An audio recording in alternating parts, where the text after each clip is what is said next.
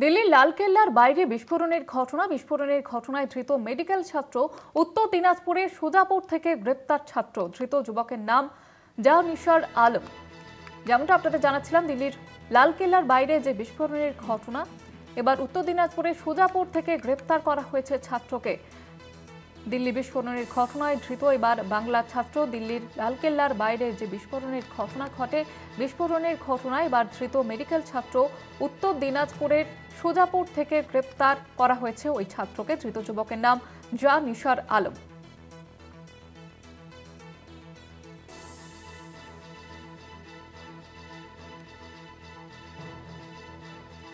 এ নিয়ে আরো বিস্তারিতভাবে জানবো। আমাদের সঙ্গে টেলিফোন লাইনে রয়েছে আমাদের প্রতিনিধি বিক্রমাদিত্য বিশ্বাস। বিক্রমাদিত্য, ঠিক পরিবারের তরফ থেকে কি জানানো হচ্ছে?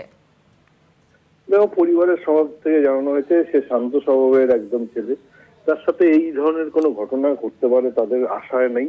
কারণ পরিবারের, তোমাকে জানিয়ে রাখি, ওরা কিন্তু এই অঞ্চলে কিন্তু থাকতো না, সে থাকতো কিন্তু লুধিয়ানায়। এবং লুধিয়ানায় যখন থেকে এখানে এসেছিল একটি পারিবারিক বিয়ে উপলক্ষে, সেখানে আসার পরে তাকে আটক করেছে এনআইএ এর পক্ষ থেকে। কিন্তু তার এই যে অ্যাক্টিভিটি, তার সাথে কিন্তু এই নৃশংসতার সাথে তার কোনো যোগ আছে বলে তার পরিবারের ধারণা নেই। কিন্তু যেহেতু 2024-এর ব্যাচের সমস্ত স্টুডেন্টদেরই কি জিজ্ঞাসাবাদের আওতায় নিয়ে এসছে এনআইএ, সেহেতু তার ছেলে বা ভাইপোকে এই অঞ্চলে থেকে তুলে নিয়ে গেছে এবং সেখানে তদন্ত করে দেখার পরে তার ছেলে একদম নির্দোষ প্রমাণ হবে বলে এই আশা রেখেছে পরিবার। ধন্যবাদ বিক্রমাদিত্য।